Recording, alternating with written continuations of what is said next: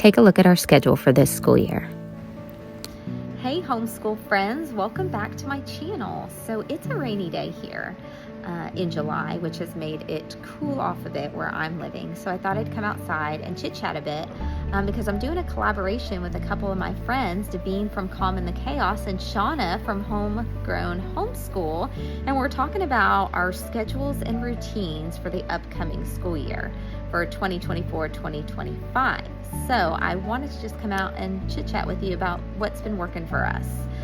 This is our 5th year homeschooling, and I have an upcoming 5th grader and an upcoming 1st grader. Our routine and schedule has changed so much over the years. When I first started, I had a kindergartner and a 2-year-old. So he was in like play school, right? So it's a lot of entertaining. If you have little tots around, you know what I mean. So our routine and schedule has most definitely changed over the years. But what we did last year when my son entered kindergarten worked fantastically. So we're going to kick off the school year with that same routine and be willing to tweak as necessary. But I just kind of want to let you know what works for us. So we start off our morning with something we all love. And I hope that you find something to do in the mornings to kick off your day with something everyone loves. I encourage you to do that because it really just sets the tone for the day. So I read at breakfast every morning from a novel, and we've been doing that for 4 years. So we have gone through quite a few novels. I have a video on my channel if you want to see some of our favorites. My kids love that time together, and we don't do any kind of work with it.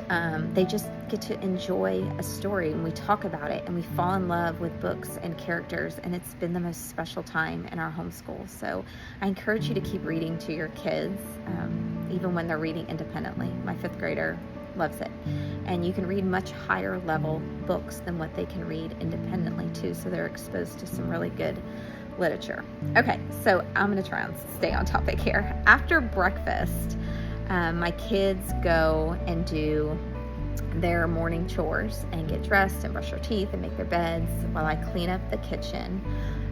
I just find that if we all get dressed for the day, I get up early before my kids and do my reading and work and do my workout and drink my coffee and have my time before they even wake up. It just makes my day run so much smoother. So we all get dressed and we're all ready for the day. And then we meet in our playroom for our morning time. And that's usually around 9 o'clock. We don't have like a set schedule, but we have a very specific routine and flow. My kids know exactly what's coming next. So we do our morning time together, where we all just sit on the floor and we do our family subjects. And that consists of poetry and Bible and geography, history, science, the subjects that I can do with them together and tweak them for their own individual ages and grade levels.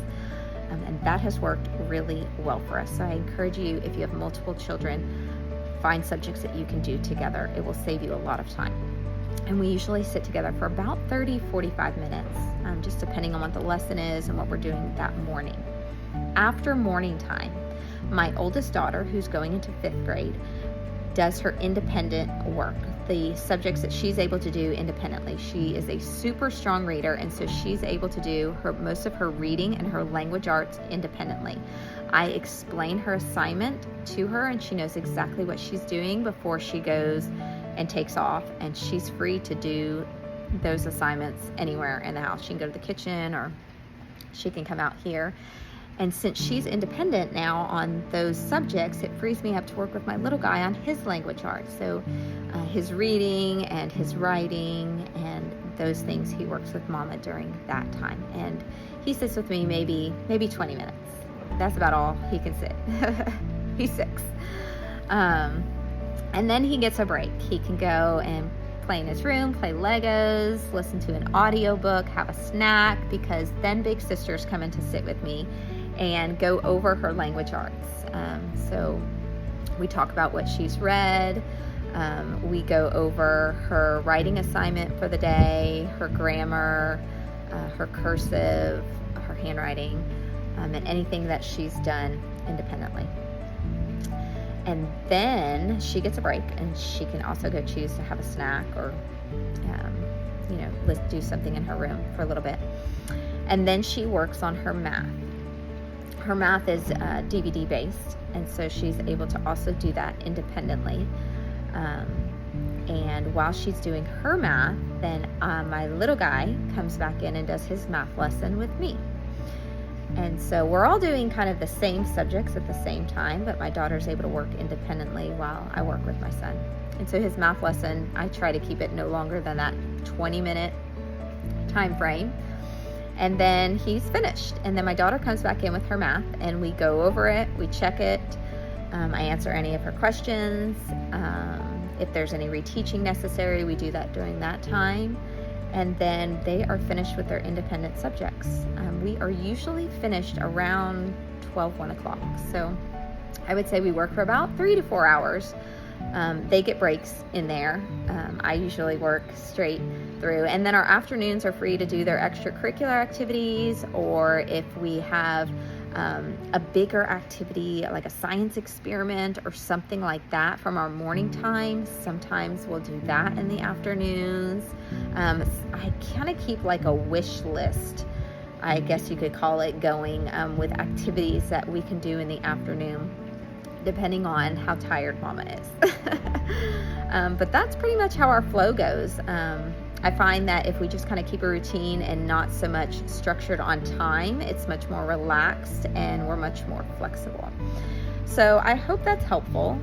If you have any questions about our routine or our schedule, feel free to leave a comment. I would love to chat about it. Don't forget to check out that link in the description and see how other mamas are running their homeschools and their routines. And I hope you'll stick around, because I can't wait to share more with you this year as we kick off this school year with you.